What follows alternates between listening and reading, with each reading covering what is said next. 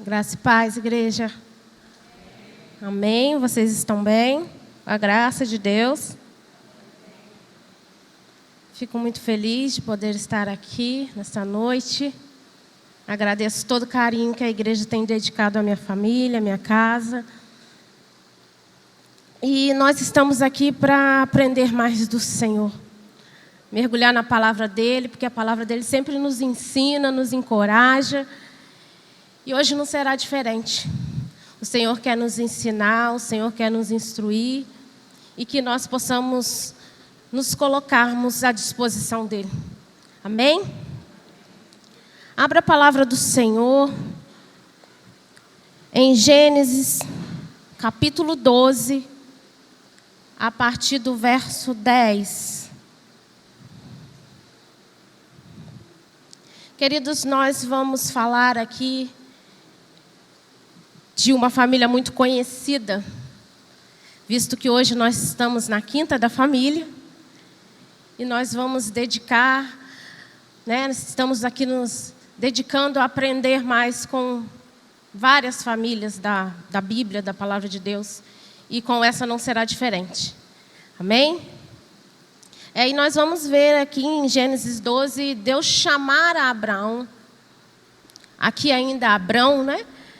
Talvez se eu falar Abrão e Sara, vocês me perdoam, tá? Mas aqui ainda era Abrão e Sarai. E a gente vai ver Deus chamar Abrão, fazer promessas a ele. Vai ver que ele obedece esse chamado, que ele chega a Canaã, lugar onde Deus tinha mostrado para ele. E nós vamos ver que ele confiava que aquela terra era a terra estabelecida pelo Senhor, e que era questão de tempo dele ter um filho, de ele e Sarai terem um filho, e o filho herdar tudo aquilo que ele havia de conquistar ali naquele lugar. Só que alguma coisa ali vai sair fora daquilo que Abrão tinha pensado, Abrão tinha preparado. E como acontece com a gente, né? Às vezes nós fazemos planos, mas alguma coisa sai fora daquilo que nós programamos, que achamos certo. Então, nós vamos ver que aquele que é denominado pai da fé é passível de erro. E por isso ele desce ao Egito, usa de uma mentira para sobreviver ali no Egito. E sua esposa é tomada por Faraó. E Deus, então, castiga Faraó e repreende Abrão pelo que ele havia feito. Então, é nesse contexto que nós vamos estar lendo a mensagem, lendo a palavra. E assim como Deus já falou no meu coração, que Ele possa falar no seu também. Gênesis 12, a partir do verso 10. Vai dizer assim: havia fome naquela terra. Assim, Abrão foi para o Egito para ali ficar, porque era grande a fome na terra. Quando se aproximava do Egito, quase ao entrar, disse a Sarai, sua mulher: ora, bem sei que você é uma mulher muito bonita. Os egípcios, quando virem você, vão dizer: essa é a mulher dele? Então eles vão me matar, deixando você com vida. Diga, pois, que você é minha irmã, para que me trate bem por sua causa, e por amor a você me conservem a vida. Tendo Abrão entrado no Egito, os egípcios viram que a mulher era de fato muito bonita. E os príncipes de Faraó a viram de forma e foram elogiá-la diante de Faraó. E a mulher foi levada à casa de Faraó. Este, por causa dela, tratou bem a Abrão, o qual veio a ter ovelhas, bois, jumentos, escravos, escravas, jumentas e camelos. Amém? Vamos orar. Senhor, meu Deus e Pai, nós estamos na Tua casa, Senhor, diante da Tua presença, e nós suplicamos, Senhor, que neste momento o Senhor fale conosco, atente os nossos ouvidos, Senhor, que possamos entender da Tua palavra, Pai, aprender do Senhor, Fala conosco aquilo que deseja, Pai, nos ensina, nos instrui segundo a Tua vontade e que a Tua vontade permaneça no nosso meio. E que em nome de Jesus, ó Pai, o Senhor venha falar conosco, não aquilo que queremos, mas aquilo que precisamos ouvir da Tua parte. Amém e amém. Amém, queridos? Nós vamos falar hoje sobre uma família que você bem conhece. Eu acredito que você conhece esse texto, você conhece que o chamado que Deus fez a Abrão, que Deus fez a Sarai, para que ele pudesse sair do meio da sua parentela, da sua casa. E aqui nós vamos ver que uma família demonstrar obediência. Se você for lá olhar no Gênesis 12, a partir do verso 1, você vai ver o Senhor chamando Abrão, convidando Abrão, chamando Abrão para sair do meio da sua parentela, do seu convívio, do seu lugar de conforto e ir para onde ele ainda havia de mostrar. E você vai ver também Abrão obedecendo a esse chamado do Senhor. Ele não questiona, ele não murmura, ele não fala nada, ele simplesmente obedece ao Senhor. Mas também vamos ver aqui uma família vulnerável, que no momento de uma provação vacilou. Queridos, e nós vamos falar hoje que Deus tem promessa para a minha família e para a sua família. Ainda que no nosso caminho existem dificuldades, Deus tem uma promessa para nós. Amém? Você crê nisso, nas promessas do Senhor? Então Deus chama Abraão e Abraão parte para onde Deus havia de mostrar a ele. Não questionou, foi para um lugar desconhecido. Diz a palavra que Deus fez promessas para ele, que ele haveria de ser uma grande nação, que o Senhor haveria de o abençoar, que o Senhor faria ele grande, alguém abençoado, alguém mais próspero, porque Abraão não era alguém pobre, ele era alguém rico, ele tinha bens, possuía bens. E o Senhor fala para ele que o abençoaria. E aqueles que o abençoassem também seriam abençoados. Mas aqueles que o amaldiçoassem também seriam amaldiçoados. Então existia ali uma promessa do Senhor por sobre aquela família. E aquela família obedece e vai até Canaã. Até então, para eles desconhecido, eles não sabiam o lugar. E a gente vai ver que obedecer a Deus vai além de ver, saber e entender. Obedecer a Deus vai além de ver, saber e entender. Para obedecer a Deus é preciso crer na suficiência dele. E se a gente bem conhece a Bíblia, vai dizer que a palavra do Senhor vai dizer que desde a antiguidade ainda não se viu e ainda não se ouviu um Deus que trabalha em favor daqueles que nele esperam. Que a sua dependência hoje, queridos, não seja em mim aqui pregando, que a sua dependência não seja em ninguém, a não ser no Senhor, porque é Ele que trabalha a nosso favor. E vai dizer o contexto, se você for seguir a mensagem, que Abrão chega a Canaã. Chega no lugar estabelecido por Deus.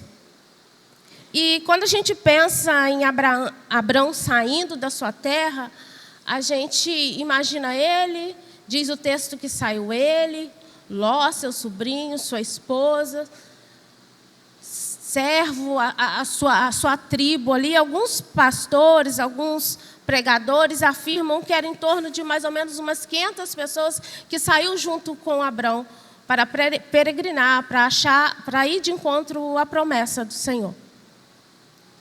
E vai dizer que Abrão chega a Canaã, que Abrão possui Canaã de norte a sul, que independentes que aquela terra havia cananeus, e cananeus era um povo perverso, era um povo mau, eram homens maus, assassinos. Independente disso, ele possuiu aquele lugar, aquela terra, ele habitou ali de norte a sul, e ali ele edificou altar ao Senhor. E ele entendeu que ali era o lugar estabelecido pelo Senhor. Só, queridos, que as coisas não saíram como ele imaginava. Sabe quando você faz algum plano? E você elabora, e você estuda ali, você esquematiza e está indo tudo certo e alguma coisa dá errado? Abraão aqui nem tinha feito o plano era do Senhor, ele estava obedecendo. E alguma coisa ali saiu errado, aos olhos dele. E ele decide fazer algo. Ele toma uma atitude que não era uma ordem do Senhor. A ordem do Senhor era para ele ir para Canaã. Para ele ir para aquele lugar que lá o Senhor ia fazer ele próspero, ia abençoar. E quando chega lá, ele se depara, diz o texto, com a fome. Era muito comum naquele tempo a fome, por conta de guerras, por conta de seca. E ele se depara com essa fome, com essa necessidade. Diz o texto que, nós lemos o texto, que havia fome naquela terra. E ele se vê necessitado de fazer algo. E ele olha para o Egito, queridos. O Egito para nós aqui pode simbolizar o mundo, as coisas do mundo. E ele, um servo do Senhor, obediente, está passando por uma necessidade, e ele olha para o Egito. O Egito está rico. O Egito está farto. O Egito sempre foi uma terra rica, farta. E o pior da gente não ter é você ver que o outro tem. E o pior do crente não ter é ele ver que o ímpio tem. E isso causa alguns conflitos dentro de nós. Porque às vezes a gente questiona. A gente fala assim, mas eu sou temente, eu sirvo ao Senhor, e isso está me acontecendo. E aquele outro lá não está nem aí para Deus e está tão bem. E eu imaginando, porque eu sou aquela que lê a palavra de Deus e gosta de imaginar. Eu já estava lá no Egito, eu já estava lá em Canaã, eu vou imaginando a história, aquilo acontecendo. Então a gente fica imaginando o que levou Abrão ao Egito. Porque ele não só olha para o Egito e vê o Egito rico, farto, como ele vai para o Egito. Ele decide descer ao Egito. E descer ao Egito aqui, queridos, para nós vai representar fazer aquilo que Deus não mandou ele fazer. E para onde Deus não mandou ele ir. Descer ao Egito aqui vai representar para nós desobediência. E vai dizer o texto assim que, chegando no Egito, quando ele chegou próximo ao Egito, ele disse para Sarai, a esposa dele, olha, eu sei que você é muito bonita. E esses homens são perversos. E para ter você, eles vão me matar. Então vamos fazer um combinado aqui? Nós vamos falar que você é minha irmã. O que, se você for ver lá em Gênesis 20, não era uma mentira. Eles eram realmente irmãos por parte de pai. Mas ele conta uma meia-verdade. E uma meia-verdade, queridos, é uma mentira. Ele omite fatos. Vai dizer o texto, se você olhar, que ele, ao chegar no Egito, ele fala isso para ela. Que para ter você, que é uma mulher muito bonita, eles vão me matar. Porque todas as mulheres bonitas eram de Faraó. Todas as mulheres bonitas eram levadas para ele. E eles também não aceitavam o adultério. Mas eles tinham uma forma estranha de não aceitar o adultério. Eles não aceitavam o adultério porque eles achavam que o adultério era algo pior do que um assassinato. Então, o que eles faziam? Eles acreditavam que o adultério era algo que não fazia mal para uma pessoa. O assassinato matava era assim, o assassinato era uma pessoa, você matava uma pessoa. O adultério era algo para eles que contaminava toda a geração. Então, o que eles faziam? Para ter a Sarai, que era uma mulher muito bonita, eles matariam ele e teriam ela. Eles não estavam cometendo um adultério, e sim um assassinato, que na visão deles era algo menor, era um pecado menor. Mas a gente bem sabe, né, queridos, que não existe pecadinho nem pecadão. Para o Senhor tudo é pecado. E existem consequências de pecado. E a gente vai ver nesse combinado aqui, a gente não vai ver Sarai questionar, Sarai falar. Se você for olhar em Gênesis 20, você consegue aí, não precisa nem projetar não, você consegue ver aí na sua Bíblia? Gênesis 20. Gênesis 20 vai dizer assim, ó, a partir do verso 1. Abraão partiu dali e foi para a terra de Neguebe, e habitou entre Cádiz e Sul, e morou em Gerá. Abraão dizia que Sara, a mulher dele, era sua irmã. Então Abimeleque, rei de Gerar, mandou buscá-la. E Deus, porém, veio a Abimeleque em sonhos de noite e lhe disse: você vai ser castigado com a morte. Olha só. Ele contou isso e Deus aparece para Abimeleque e fala para ele, olha só, você vai ser castigado com morte, Abimeleque, por causa da mulher que você tomou, porque ela tem marido. Deus mostra aqui também que ele não é a favor do adultério, não. E diz assim, ora, Abimeleque ainda não havia se aproximado de Sara, e por isso disse, Senhor, matarás até um inocente? Não foi ele mesmo que disse que ela era irmã dele? E ela também me disse, ele é meu irmão, com sinceridade de coração, e na minha inocência foi que eu fiz isso. E Deus respondeu em sonho a ele, bem sei que com sinceridade de coração você fez isso, por isso impedir que você pecasse contra mim e permitir que você tocasse nela. Agora, devolva a mulher a seu marido, pois ele é profeta, e ele intercederá por você, e você viverá. Mas se não devolver, saiba que você certamente morrerá, você e tudo que é seu. Abimeleque levantou-se de madrugada. Nota que ele não esperou nem amanhecer. Deus falou com ele que ele estava fazendo algo errado. Ele não esperou nem amanhecer. Ele levantou-se de madrugada, chamou todos os seus servos e lhe contou todas essas coisas. E os homens ficaram com muito medo. Então Abimeleque chamou Abrão e lhe disse, o que é isso que você fez comigo? Em que foi que eu pequei contra você? Para que você trouxesse tamanho pecado sobre mim e sobre meu reino. O que você fez é coisa que não se deve fazer. E Abimeleque perguntou a Abrão, o que é que levou você a fazer uma coisa dessa? E Abrão respondeu, é que eu pensei que certamente não há temor de Deus neste lugar, e eles me matarão por causa da mulher. E por outro lado, ela é de fato minha irmã, por parte de pai, embora não por parte de mãe, e veio a ser minha mulher. E veio a ser minha mulher quando Deus me fez sair da casa do meu pai para andar errante por aí. E eu disse a ela, este é o favor que você me fará.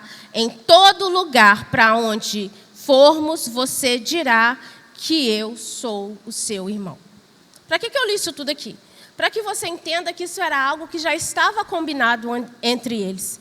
Eles iam passar por terras estranhas, por terras de homens perversos. E ele estava com medo, queridos.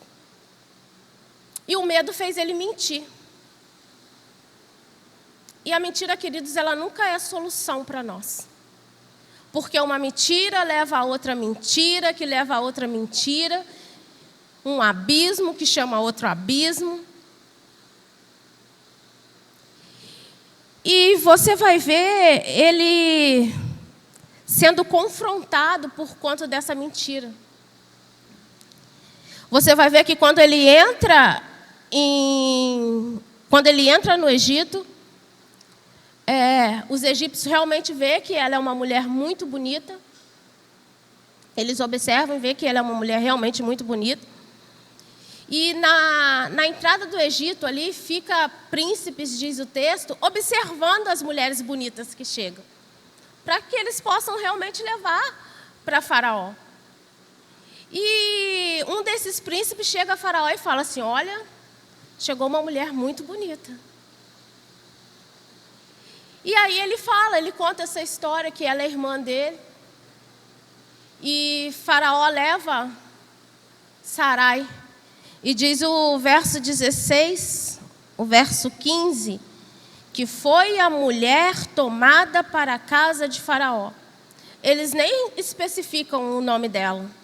Trata ela como uma mulher comum. E foi a mulher levada para Faraó. E diz o verso que, por conta disso, Faraó faz bem a Abrão, por amor a ela. Ele faz bem a Abrão. E parece que o plano está dando certo aqui. Porque Abrão ele começa a receber recompensa pela beleza dela, por ser irmão dela, como se fosse um dote. E parece que o plano de Abrão aqui está dando certo. Vai dizer o texto que ele ganha ovelhas, vacas, jumentas, servos e servas, jumentos, camelos. Abrão já era alguém próspero, alguém rico, ele está se tornando mais rico. E aqui a gente vai olhar nesse contexto. Eu estava estudando e parece assim que Abraão ele distorce os fatos, ele pega a esposa, a mulher, e coloca como um escudo dele para proteger ele. É uma inversão de papéis aqui, porque Abraão que era o protetor, e ele inverte os papéis, e a gente vê isso tão nítido hoje nos nossos dias, né? Que a mulher tem que ser empoderada. E o homem, uma representação de um homem fraco, que o mundo quer mostrar. Mas o que eu queria te dizer é que a nossa família, queridos, ela não pode estar baseada naquilo que o mundo diz. A nossa família precisa estar baseada naquilo que a Bíblia diz, naquilo que a palavra diz. Porque senão você vai ver o mundo entrar dentro da sua casa. Você vai ver o mundo ditar as regras. E na nossa casa quem dita as regras é o Senhor. Na casa do crente quem dita as regras é o Senhor. A gente não pode deixar o mundo entrar dentro da nossa casa. A gente precisa continuar acreditando naquilo que a gente aprendeu, na palavra do Senhor. Ainda que o mundo diga o contrário. Nós é que somos servos do Senhor. Somos nós que precisamos influenciar o mundo. E não o mundo que deve nos influenciar. E você vai ver aqui uma inversão de papéis. Aqui Abrão ele coloca a Sarai para protegê-lo. E certamente isso vai dar errado, queridos. Certamente isso vai dar errado. E se você continuar lendo o texto, você vai ver que as coisas começam a acontecer a partir do verso 17. A partir do verso 17, você vai ver o porém de Deus. Até aqui Deus não tinha se manifestado, até aqui Deus não tinha falado nada, até aqui as coisas estavam acontecendo segundo os planos de Abrão e de Sarai. Segundo aquilo que eles tinham combinado. Por medo. Mas até então o Senhor não tinha falado nada. Mas a partir do verso 17, você vai ver o porém de Deus aqui. Você vai ver Deus agir aqui. Você vai ver Deus intervir aqui. E Deus intervém com juízo, queridos. O Senhor pune Faraó com pragas, com doenças. E ele pune. Essa punição faz com que Faraó percebe que aquilo ali que está acontecendo com ele é por conta dele ter tomado aquela mulher para si. É por conta dele ter tomado Sarai para si. Ele percebe isso. Porque lembra que eu falei que eles entendiam que o adultério era algo que contaminava toda uma geração? E aquela praga, aquelas doenças estavam assim, todos estavam contaminados. Então o Senhor fez ele entender que aquilo que estava acontecendo ali era por conta dele ter tomado uma mulher que tinha a promessa de Deus, que não era para ele ter tomado. Então Deus age. E como é bonito ver o agir de Deus, a forma de Deus agir. Deus age no tempo certo, no tempo dele, na hora dele. E é interessante, queridos, que a gente vai ver que Faraó ele devolve Sarai para Abrão. E algo que faz Faraó perceber que, de fato, que aquela mulher não pertencia a ele, que aquela mulher era uma mulher casada. E então Deus age e evita que Faraó tivesse relações com Sarai. O Senhor impede isso e protege Sarai, que era a parte principal daquela promessa. Deus tinha dito a eles que eles teriam filhos e teriam filhos que ele teria filhos com aquela mulher. E ela era importante, e era importante que ela não fosse contaminada, que ela não fosse corrompida. E você vai ver aqui a intervenção de Deus, deixando claro que o adultério era pecado. O Senhor pune Faraó por tomar uma mulher casada. E no verso 17, Faraó diz assim a Abrão: o que você fez comigo? Por que você não me disse que ela era sua esposa? Por que você disse que ela era sua irmã? Como quem diz assim, por que você mentiu para mim? Por que você falou mentira? E Faraó fala assim: eu não sabia que ela era sua esposa, por isso que eu a tomei. A culpa é sua. Queridos, que é constrangedor, né? O ímpio repreendendo o cristão. É constrangedor, né? Porque, assim, pela ordem natural daquilo que a gente entende, deveria ser o contrário. O cristão repreendendo o ímpio. E Faraó devolve Sarai sem ter tocado nela. Ele usa de uma misericórdia com Abrão, mas por medo, não pela bondade dele. E Abraão volta escoltado para Canaã, para ter certeza que ele ia realmente voltar e que todas aquelas doenças e aquelas pragas iam sumir. E a gente vê Abraão sendo repreendido por um ímpio. O pai da fé é repreendido por um ímpio. Mas eu queria deixar algo relatado aqui.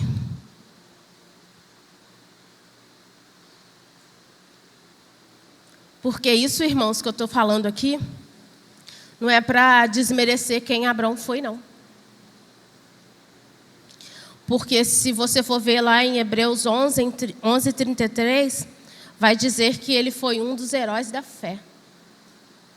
Isso que eu estou falando aqui não é para desmerecer quem Abrão foi.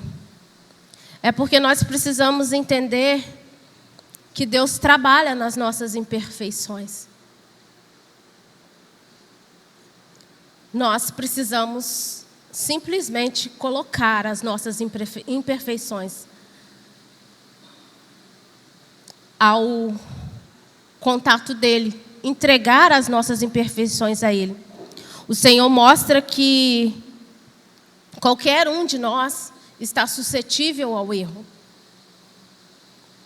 Há decisões erradas, decisões equivocadas. Não podemos desmerecer quem Abrão foi, porque isso nem o Senhor fez. Então aqui a intenção não é essa.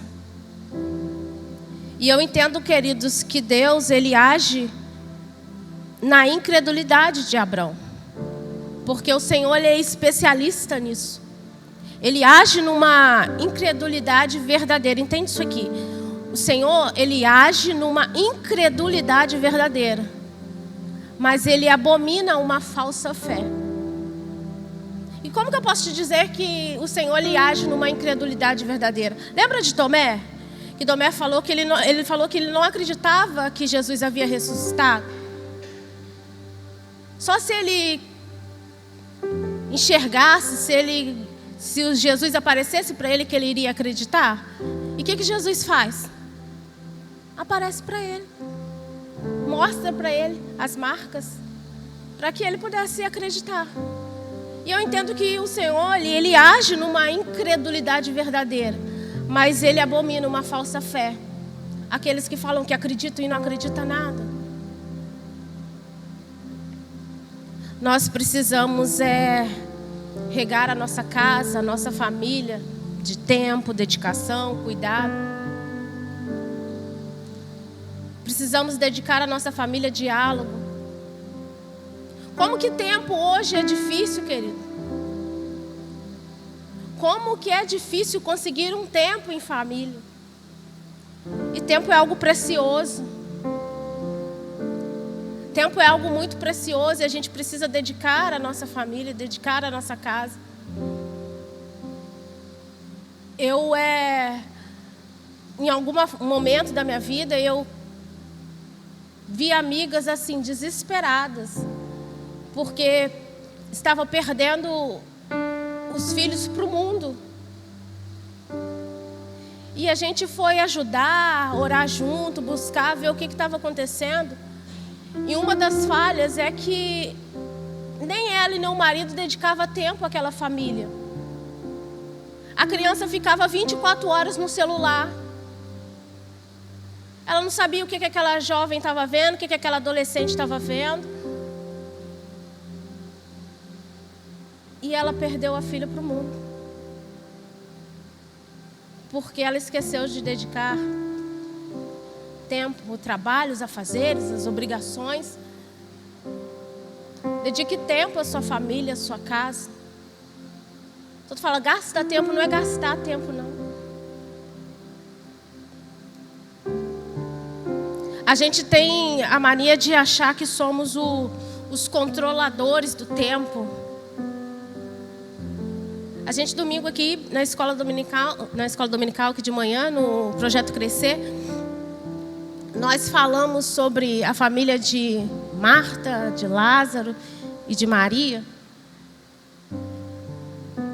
Você vai ver Marta desesperada, porque ela estava vendo o tempo passar e Jesus não chegava na casa dela. Você vai ver ela desesperada, aflita por conta do tempo, preocupada que Jesus não chegava e Lázaro estava adoecendo. E o texto vai dizer que o Senhor, que Jesus amava Marta, Maria e Lázaro. O texto faz questão de falar que o Senhor, que Jesus amava aquela família. Vai dizer que todas as vezes que ele ia em Betânia, na casa daquela família que ele ficava, gastava tempo ali, ele tinha tempo com aquela família. Era uma família que conhecia, que tinha intimidade com Jesus. Ainda assim, no momento da doença, no momento ela entra em desespero porque Jesus não chegava e Lázaro estava doente. Era uma família que cultivava a presença do Senhor, mesmo sem querer nada em troca. Mas quando Lázaro adoeceu, Marta se desesperou. E você vai ver que ela tinha tanta intimidade com Jesus que ela escreve uma carta e fala para o mensageiro entregar onde Jesus está. Ela manda o mensageiro levar aquela carta onde Jesus está. Ela sabia onde ele estava. Você vê que que era uma família que tinha diálogo com Jesus, tinha intimidade com Jesus.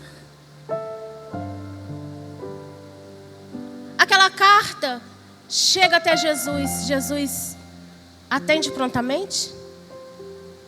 Ele vai até ela no tempo que ela esperava? Não vai, queridos. Quando ele vai, Lázaro já está até morto. Já foi até sepultado. E quando ele chega lá, o que ela faz? Ela vê ele chegando de longe. Ela não fala assim, Jesus, vamos lá em casa. Deixa eu te contar o que aconteceu. nós estamos muito tristes. Não. Ela vê ele vindo e ela fala, se o Senhor estivesse aqui, meu irmão não tinha morrido. Ela está preocupada com o tempo. E você vê que isso é algo que, entre ela e a irmã Maria, era algo que eles já haviam conversado sobre isso. Porque quando ele encontra Maria, ela fala a mesma coisa. É uma família que tinha diálogo. Apesar de ser uma queixa, a fala das duas é a mesma. E eu entendo, queridos, que nós precisamos estar no centro da vontade de Deus. Estando no centro da vontade de Deus, independente da situação, deixa Deus conduzir. Coloque a sua família no centro da vontade de Deus. Quando Deus quer nos preparar para algo grande, Ele não vai te entregar uma vitória pronta, uma vitória assim de imediato. Ele vai te formar no processo, assim como Ele estava formando a família de Abraão e Sarai. Ele não vai te entregar tudo pronto. Mas talvez é nesse processo aí que você está vivendo, que existem algumas queixas, algumas indagações. Ele está te formando. O Senhor é especialista nisso. É a gente que acha que tem a condução da nossa vida e não temos, queridos. Às vezes a gente passa por processos difíceis, dolorosos. Mas eu te digo algo, que confiar no Senhor é o melhor para nós. Abraão aqui se viu numa mentira, e numa mentira sem tamanho, que depois, como que sai disso? Ele não saiu, queridos. O Senhor que foi lá e tirou ele.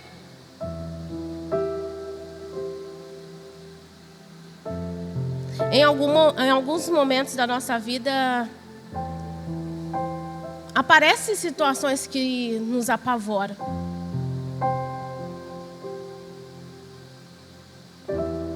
Em algum momento da nossa vida, nos aparecem alguns gigantes a vencer. Né? Isso para mim, para você. Mas nós não fomos chamados, presta atenção nisso daqui. Nós não fomos chamados para fugir de gigantes. Nós fomos chamados para vencer os gigantes. E a gente vence na nossa força? Não.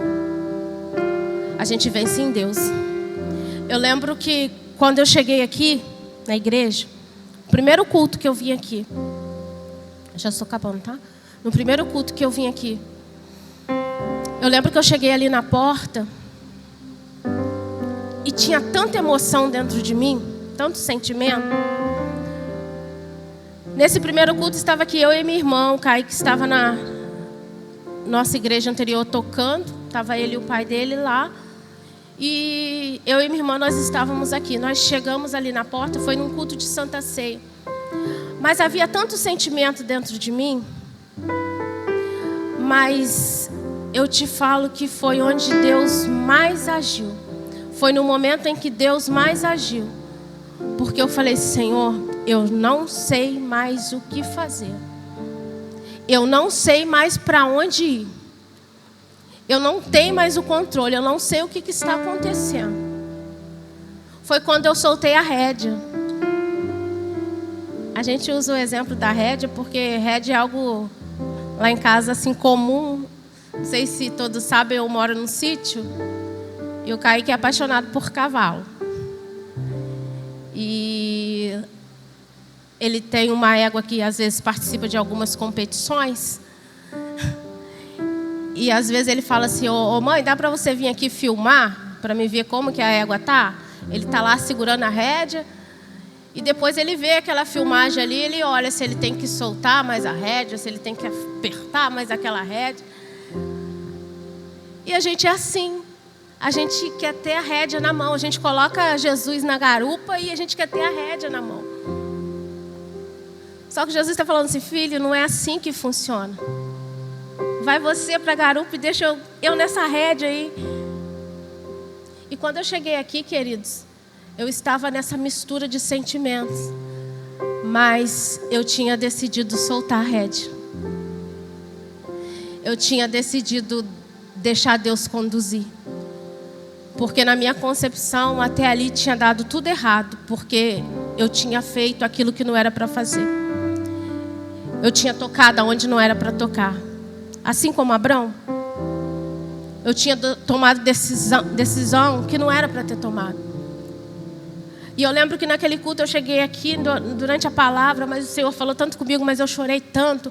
E eu tentava limpar, sabe? Visitante chorando, o que os irmãos vão pensar? Eu tentava limpar, mas eu chorei tanto, porque eu entendi que o Senhor estava me colocando no centro da vontade dEle. Deus tem uma maneira de tratar a gente, que a gente não entende. Talvez a gente ache que Ele está demorando, que está fora do tempo, que não está agindo. Ai, irmã, mas já tem tanto tempo que eu estou passando nessa situação com a minha família. Já tem tanto tempo essa causa, já tem tanto tempo essa situação. Mas Deus está vendo, queridos.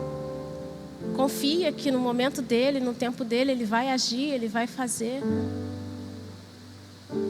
Ele é especialista nisso. Se você achar que depois disso tudo, Abrão e Sarai não passou por outros desafios, sinto muito em te dizer, eles passaram por outros desafios. Mas o Senhor lá estava. A gente vai ver em Gênesis 15, Abrão triste, chorando, depressivo. Porque ele já tinha conquistado tanta coisa, já estava muito rico, mas ele não tinha um filho.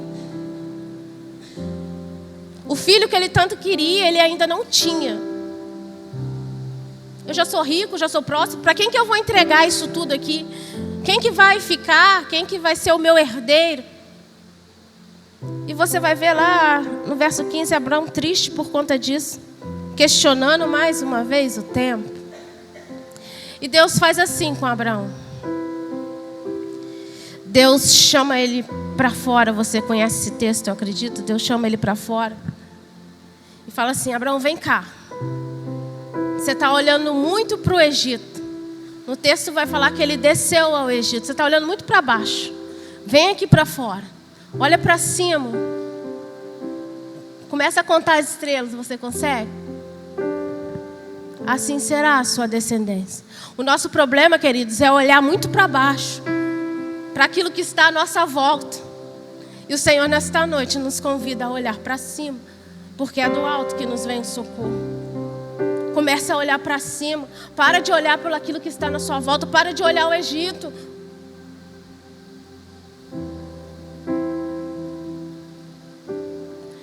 Eu entendo que o plano de Deus para nossa família são planos de excelência.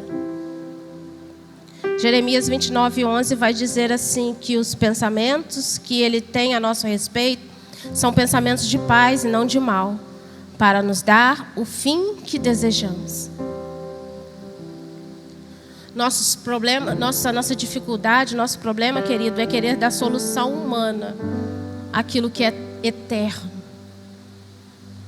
Não é a nossa solução, não é o nosso jeito. Deus, Ele não prometeu para nós uma vida perfeita, sem desafios. Mas Ele prometeu que estará conosco. O erro não é de Deus. A falha não é de Deus. Deus tem promessa para a sua família e para a minha família. Ainda que exista dificuldades no caminho. Você crê nisso? Eu te convido a se colocar de pé. e crer nas promessas do Senhor para a sua vida. Porque quando a gente começa a entender e aprender isso, o Senhor age, o Senhor faz. E eu gosto muito dessa frase, que aí a gente começa a desejar, não que Ele nos visite, mas que Ele habite em nós. Porque quem visita vai embora. Nós queremos que Ele habite em nós, que Ele faça morada em nós, que Ele faça morada na nossa casa, na nossa família. O que nós estamos fazendo aqui hoje é separar um tempo para cuidar daquilo que não é uma instituição nossa, é do Senhor, a família. Não é algo que nós formamos, é algo que o Senhor forma. Por isso a gente vê a família sendo tão bombardeada. Mas existe um Deus nos guardando, nos protegendo. E aquilo que ainda a gente não conseguiu fazer, aquilo que ainda a gente não conseguiu vencer, certamente Ele vencerá por nós. Porque existe uma promessa. Porque o nosso Deus é um Deus de promessas. E se você crê nisso, eu te convido a vir até o altar do Senhor, entregar a sua casa, os seus anseios, os seus questionamentos, as suas dificuldades, e falar para Ele: Senhor, até hoje eu menti, eu fiz do meu jeito, mas eu não quero mais. Eu quero que o Senhor seja o centro da minha vontade. Eu nessa noite decido largar a rédea e deixar que o Senhor conduza. E enquanto o louvor estiver ministrando, que você venha até o altar do Senhor.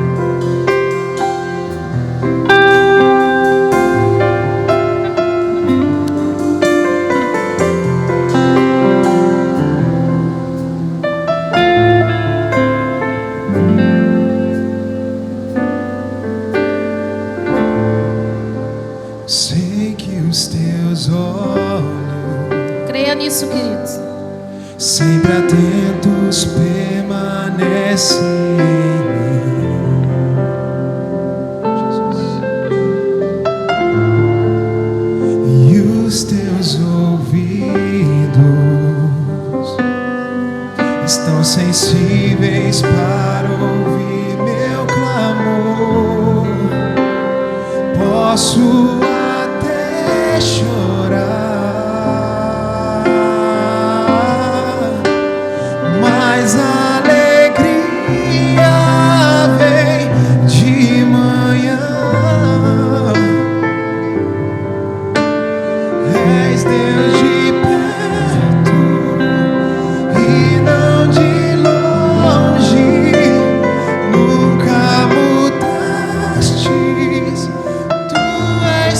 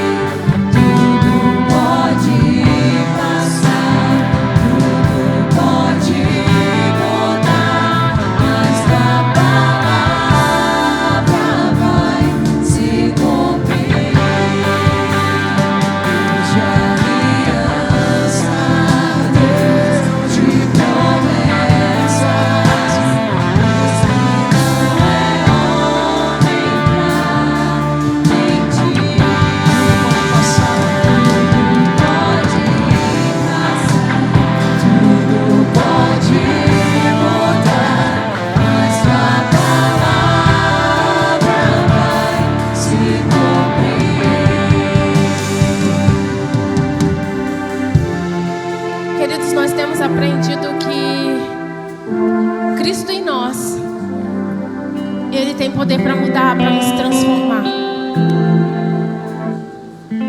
Cristo em nós tem poder para mudar a nossa casa, para transformar algo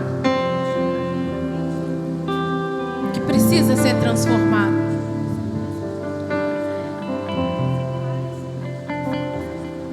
Lá na sua casa, talvez exista alguém afastado dos caminhos do Senhor.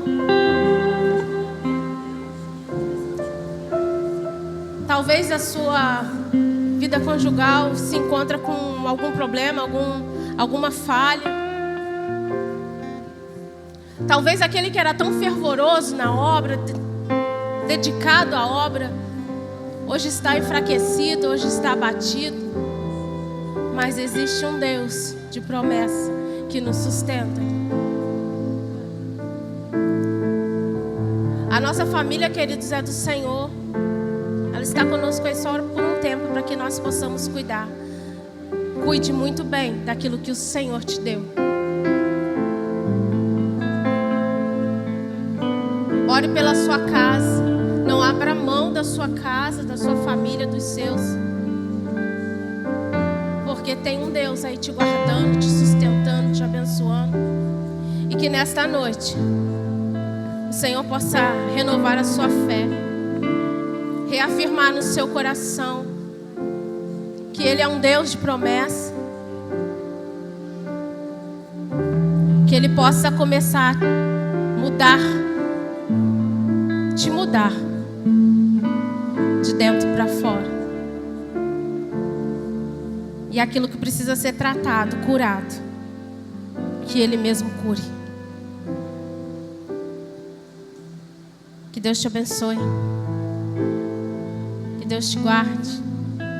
E que possamos a cada dia buscar no Senhor. Porque aquilo que nós precisamos, só Ele tem para nos dar e oferecer.